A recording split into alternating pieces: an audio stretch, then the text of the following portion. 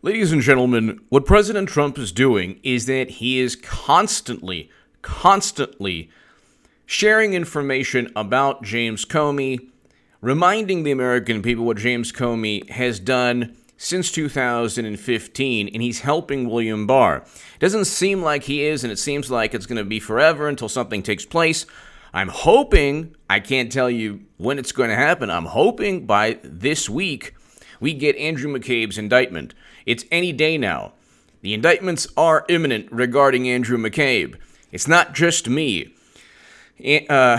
Matthew Whitaker, former acting attorney general Matthew Whitaker, before William Barr, he stated that the indictments are imminent. You have Ben Witz of Lawfare, the friend of James Comey. He runs this publication, Lawfare. He wrote that, oh yes, it's basically how it's unfair. It's going to be unfair, but the indictments of Andrew McCabe are imminent.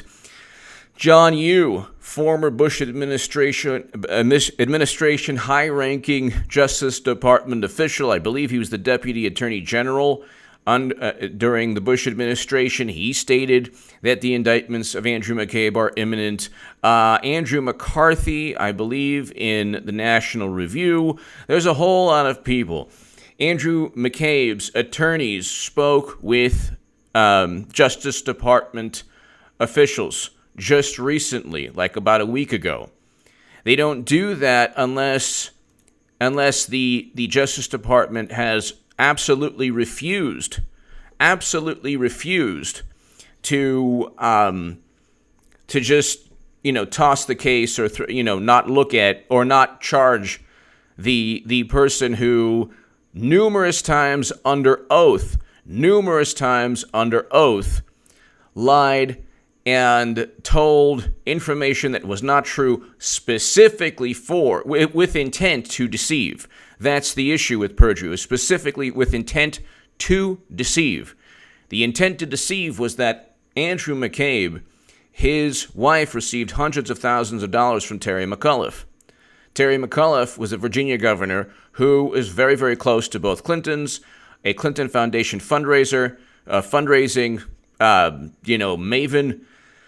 And the conflict of interest there should have forced McCabe not to, because since his wife received hundreds of thousands of dollars from Terry McAuliffe, not to investigate Clinton and Trump and actually recuse himself. He did not do so. So because he did not do so, to cover his tracks, he should have recused himself, and to cover his tracks, he then leaked information to the Wall Street Journal to under the pretext of being fair and neutral or, unbiased, trying to say, look, in an effort to try to say, I gave you this information, so therefore nobody can say that I was conflicted. That's how they work. They're always conflicted, and then they try to say, it's just my personal beliefs. There's not. When Peter Strzok stated that we will stop Trump, suddenly it's just his personal beliefs. If the tables are reversed in any way, it's oh my God, you had a subliminal bias and an external bias and a subconscious bias, and oh my God, you're a bias that you cannot see. It's bias through osmosis. But if it's Peter Strzok saying we will stop Trump, then it's a big problem. Now, James Comey, what he did is not just. So Andrew McCabe's going to get indicted any day now. The roof is going to cave in on all of this. It's not just me talking about it. It's a whole lot. Well, it's a number of very, very intelligent people. Tom Fitton is the tip of the spear on this. John Solomon, Sarah Carter. You have a whole bunch of people, but Judge Jeanine is one of them. So Trump today shared a segment from Judge Jeanine. And it's titled Leakin' Lion James Comey. How does this help William Barr? It helps William Barr because it creates it creates political will. People want to see James Comey, because he committed crimes under the statute, the 18 U.S. Code 371 statute that I talk about in the Federalist. It's in every one of my segments. If you look at the description of every single one of my segments, I'm a contributor to the Federalist, amazing publication. Actually, in the pinned comment, you could see that Rush Limbaugh shared one of my articles for 2 days straight on his show. That's the article about Clinton. All of this Steele dossier, CrowdStrike, Alexander Downer, all being linked to Clinton and Democrats. But I think the most important article that I've written on in 3 years in all of this, from articles in the Huffington Post, The Hill, Daily Caller, any article, is my Federalist article on why James Comey and McCabe and others should be prosecuted under the statute they tried to prosecute President Trump under. That is the statute, the criminal and legal statute pertaining to collusion.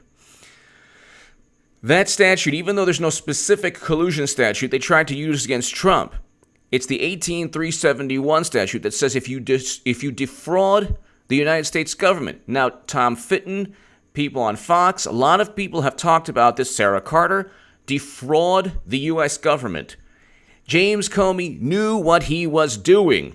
But I just want to read you an article, even articles defending him. For example, in The Atlantic, don't know the journalists, with all due respect, and journalists at these publications, they don't understand and they don't know the entire story in aggregate. So let's read this article. So Trump is winning his battle against the FBI. This is an article written basically complaining that Trump is winning, and even Chuck Todd was like, oh yeah, well Trump's the way Trump's behavior has ruined Comey's reputation. It's like, no, Comey ruined his own reputation. Are you kidding? But let's just read this, and we'll get an ongoing kind of. I'll give you an understanding of why the left and media is so off on this, and why President Trump is actually not only winning the battle, but winning the media narrative needed for John Durham and William Barr to eventually prosecute Comey, especially under that 371 statute that I talk about. Okay. Nevertheless, the sanction Comey received was absurd. The IG concluded that Comey, fired by a president who was publicly seeking to cripple an investigation into a foreign hacking and disinformation campaign that helped to put him in office, should have kept silent. How do we know that? Let's just assume, for example, that the Russians hacked the DNC, even though the ODNI and DHS reports come with warranty disclaimers, and James Clapper stated there was no evidence of Trump-Russia collusion about 2 months before the special counsel. But let's just assume that the Russians purchased the Facebook ads because they were so frightened of another Obama administration that allowed them to obtain 20% of U.S. uranium capacity. So where is this? This is why the media is continually losing. And will continually lose with this narrative, and will actually expedite the indictments, not only of McCabe, who's going to get indicted, but once that happens, the entire rotten edifice is going to come crashing down, including Comey legally and politically. But how do you know? A hacking disinformation campaign that helped put him in office? Number one, CrowdStrike is the only entity to confirm. And I don't even think that they're certain that that the DNC was hacked, but let's say CrowdStrike was certain. The United States government is relying on the work of a third-party tech firm that was outsourced by the Democratic Party. Even all the left-leaning pundits and journalists that talk about Trump and his DNC server nonsense, they're saying, well, the FBI got pristine copies of the servers from CrowdStrike. How do we know this? How do we know it was pristine? You're relying on a third-party tech firm. You are relying on a third-party tech firm to give you information about what is a criminal case. You can't do that. That's never been done ever before. The United States government has never indicted Russian or foreign intelligence officers based on the information of a third-party tech firm. How do we know this? The United States government has never stated with certainty the DNC was even hacked. The ODNI, the James Clapper's Director of National Intelligence report, states that judgments can be wrong. Such high-confidence judgments can be wrong. It only goes to high confidence. They're not certain of any claim they make in either of the major reports. The Department of Homeland Security states, the report, along with Comey and the FBI, state that there are no warranties. So you can actually read these intelligence reports, and they actually say, look, we're not certain, but we're very confident, we're highly confident. Okay? Then there's the issue of how many votes were altered because of the corruption within the Democratic Party. The DNC emails were about cheating Bernie Sanders. So here, the IG concluded that Comey, fired by a president who was publicly seeking to cripple an investigation into a foreign hacking and disinformation campaign. It's not The DNC was not disinformation. The DNC emails were actually written by Democrats. There is no disinformation there. Okay? And the disinformation campaign regarding Facebook ads, most of the Facebook ads were seen after the election. And I don't think $100,000 in Facebook ads that nobody saw swung any election. Clinton outspent Trump 2-1. Not one article was saying Clinton was going to lose because of Facebook ads. Not one study has been done to show how many votes Clinton lost because of Facebook ads. But again, this is journalism today. Whatever corrupt intelligence officials state, whatever corrupt intelligence officials state with high confidence, it's now absolute certainty within the press. But here, that standard would not only incentivize presidential corruption, but establish that government officials who witness such corruption should not warn the public and instead adhere to a mafia-like omerta. Okay, first of all, James Comey did not resign right then and there. He only leaked his memos when he was booted out, when he was kicked to the curb, when he was poop canned. Okay, that shows somebody who is disgruntled. That doesn't show somebody who was acting out of principle. Furthermore, we have no clue if his memos are accurate because they're his diary entries. That's how he got out of any actual criminal indictment regarding leaking his memos, which, by the way, the classified memos, he did commit a crime. The IG stated he should not have put classified memos in his safe. He had no right to do that, and that's actually against the law. But anyway, the ongoing reality show style fight. Okay, so the ongoing reality show style fight between Comey and Trump seemed petty, but the great significance of the IG report is that it established the Bureau official highest loyalty should not be to the Constitution or to the public, but to the boss. Wait a second. Like I just stated, he did not leave right then and there. We're expected to believe that Comey was thinking of the country when he had a meeting with Trump. Allegedly, Trump told him things that were illegal, told him to just drop investigations, told him to, first of all, the investigation into Michael Flynn should have been dropped. Trump had every right to tell him that. The FBI had already looked at Flynn's calls. There was nothing unlawful. He never did anything wrong. And he was only indicted. The people who don't want Flynn pardoned, or they want Flynn indicted, Flynn is still fighting a legal battle because allegedly he lied to Peter Strzok, not because he was taking money as a consultant of a foreign nation. Look at the indictment, if people don't believe me on the left. It was not about, the indictment was about lying to FBI agents, which initially Comey and McCabe said he didn't do. And the FBI agent he allegedly lied to was Peter Strzok, who said, "We will stop Trump." So again, see, these articles are written from people who just kind of like regurgitate information from other articles written in the same manner. Comey's memos were pristine. Trump tried to really hamper an investigation into a foreign power, trying to inform the country that Bernie Sanders was cheated and by Facebook ads that hurt Clinton. She outspent Trump 2-1, $1.2 billion to $600 million, and yes, she's running again. Don't believe any of this nonsense. I will be right, and it will be the biggest political call I'm not going to say in history, but at least in the last couple of years. I am the only person saying on YouTube that she is absolutely running, and I've been doing so since 2017. But anyway, she is going to run, and it's going to be a repeat of 2020. But anyway, the president has successfully purged bureau officials he perceives as hostile to the agency. No. These bureau officials either stated we will stop Trump, and if the tables were turned, they would have been purged if it was Clinton. If it was Clinton, all the outrage would have been mainstream. with Strzok and McCabe and Clapper and Brennan and Comey, all of them. Because it's against Trump, there's no mainstream outrage, and in fact, they work overtime to try to protect these people. But here, let's continue. The FBI's internal investigations have focused on the president's critics, not officials who abused their authority to aid Trump in the latter days of the 2016 campaign. What? Who? Nobody abused it to help Trump? Are you kidding? The Democratic Party has shown no appetite for scrutinizing rogue bureau officials' behavior, which tells leadership that it should fear only... Okay, are you kidding? Who helped Trump in the FBI? Absolutely nobody did.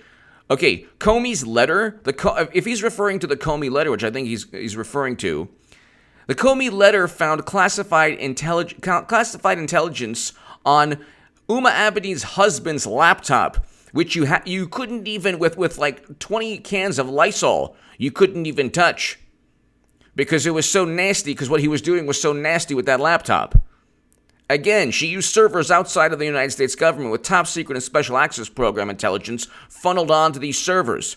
The Democratic Party has shown no appetite for so for all the president's public feuding with nation's chief law enforcement agency, he appeared to have won the battle to redefine its nature. No, he actually,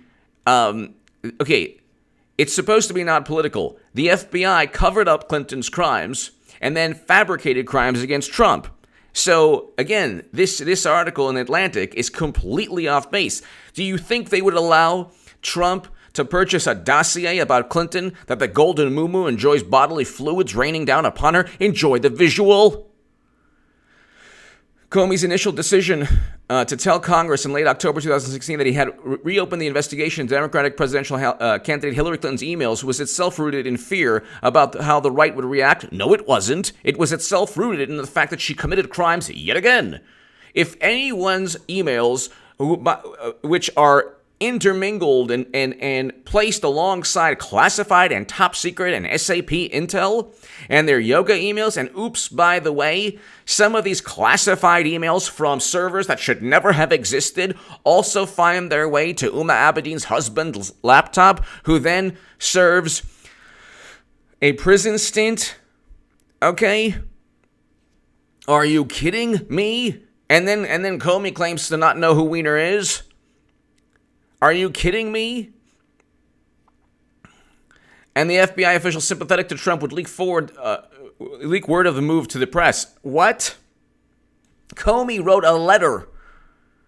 This is not any sympathetic. What happened was it was a cover-up.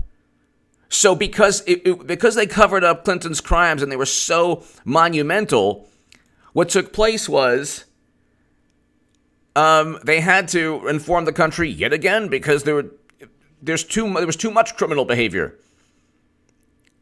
So they couldn't cover up everything initially. She had classified intelligence, not just emails, but her emails.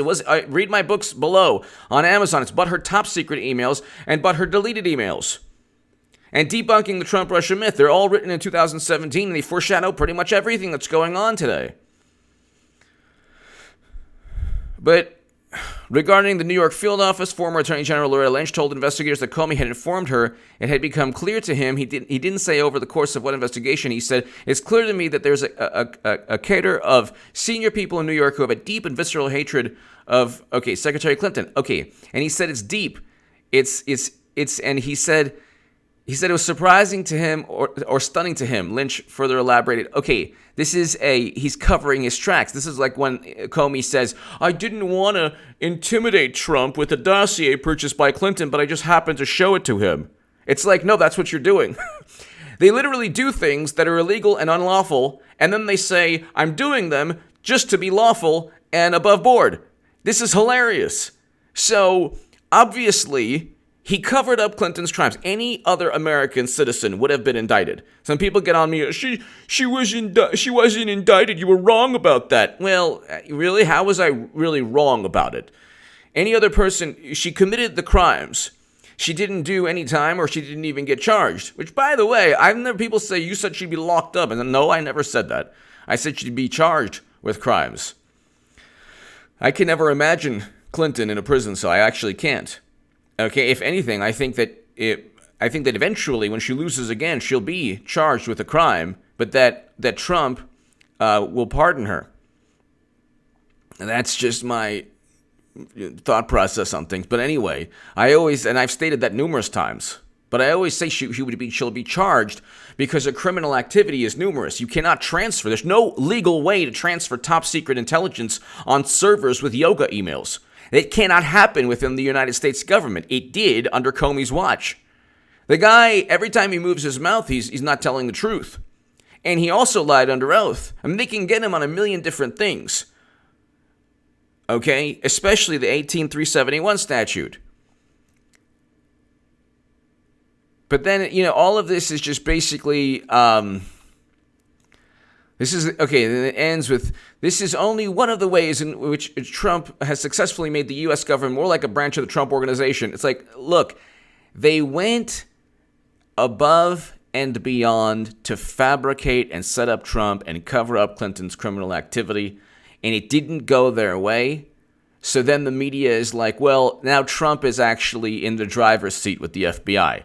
So the way Democrats see things is that, well, not only did he obstruct an investigation that was completely fabricated without any semblance of reality. You don't start investigations based on Alexander Downer's gossip. What if Alexander Downer gossiped about Clinton? William D. Campbell, the FBI informant, didn't gossip. He actually testified before 3 House committees. And he said that Russian lobbyists were bragging about their influence over the Clinton Foundation and President Obama's administration. He was represented by Victoria Tenzing, Joe DeGeneva's wife, an amazing couple, an amazing legal team. They're at the forefront of all of this. And the first thing Democrats said, these are from the same people who think that Alexander Downer's words are gospel. And the Steele dossier's words, which have completely been debunked, are gospel. They say, well, it's just his opinion. There's no evidence. Where's the evidence? It's like, oh my God, if it's an FBI informant who is actually, telling House committees that they greased the wheels of President Obama's administration with Russian lobbyist money. Notice, where's the transfer of money? There's a transfer of money from Uranium One. Uranium One official cash flow to Clinton Foundation amid Uranium One, amid uranium deal. That's the verbatim New York Times article. Anyway, give me your thoughts below. People, patience and I don't run by, people think that I'm overly optimistic. I'm not saying that justice is going to take place because justice wins out. I'm not saying that things are going to work out just because, I'm optimistic. I'm saying, it's actually almost the opposite. I'm saying things are going to work out because there's so much criminal activity, even though everything's so corrupt, the system can't handle that much corruption. So it's like I'm looking at it in a different way than a lot of people think that I am. When I say indictments are imminent, eventually you can't have, this is an existential issue. You cannot have people, look, this is also why you should want Clinton to run again. The Democratic Party and media think that Clinton is pure as the driven snow. They think that the golden muumuu, when she levitates, it's like, it's just so beautiful rays of sunshine and happiness. You need them to deal with another Clinton presidential run and another loss. Clinton is going to run again and lose again. She doesn't care. And they say, she didn't file the paperwork on time. But I thought there was a filing date. It's like, no. Did you not read the DNC emails? They don't care. There is no Democratic Party. We learned that with Bernie Sanders is, I don't even want to say anything too horrible. He is he's turning out to be one of the culprits of all of this. And I never thought I'd say this. Bernie Sanders is turning out to be like almost as bad as McCabe and Comey in all of this. Because his lack of integrity. I mean, you don't have to repeat the Russian hacking myth. My God almighty, you're not going to fight the 1%. You're upholding the same establishment that you claim to be fighting against. Anyway, Clinton's going to run again, people. It's not going to be Biden. There's a zero support. And Warren has, look, you cannot in the Democratic Party win without African-American voters and support. Elizabeth Warren has 1% to 4% of African-American voters. She has no chance to win the Democratic Party. Biden has a sizable amount of African-American voters, but that is because Clinton has not run yet. Because the media thinks that Biden is the front runner because he's electable. Once Clinton comes into the mix, she's the fundraising apparatus, the Clinton Foundation apparatus. Just ask the people of Haiti. Ask the countries that donated to weapons deals. Ask, Boeing, UBS, the 85 donors who gave $156 million. She raised $1.2 billion. And it was like, she'll raise over $2 billion. But the thing is, Trump's going to raise around $2 billion. So she needs to raise 2.5, closer to $3 billion. She'll raise over $2 billion. How much over $2 billion? I don't know. Clinton is going to run. She literally stated she hasn't closed the door, and everybody's people telling me she's not running, man. Why? Because you say so. Well, she said so. Yes, she said she survived Bosnian snipers, since they literally wrote an article why Clinton needs to be two-faced in the New York Times. Huh? Have we forgotten that nothing the Golden Muumuu says is accurate? I think we have. She said she wasn't. She said, how could she run if she promised she wasn't? And then they become Harry Carey. How could she run if she's a criminal? She doesn't care. What about the filing? What about the filing date? Isn't there a date that she has to file the paperwork? There's no date. Don't worry about it. She basically hires and fires people at the DNC. It's all good. Ask Donna Brazile. You think that there's like in the bylaws of the DNC that you can funnel $80 million from down ticket Democrats? That was a Politico article. It's like, shrug shoulders. How does she do that?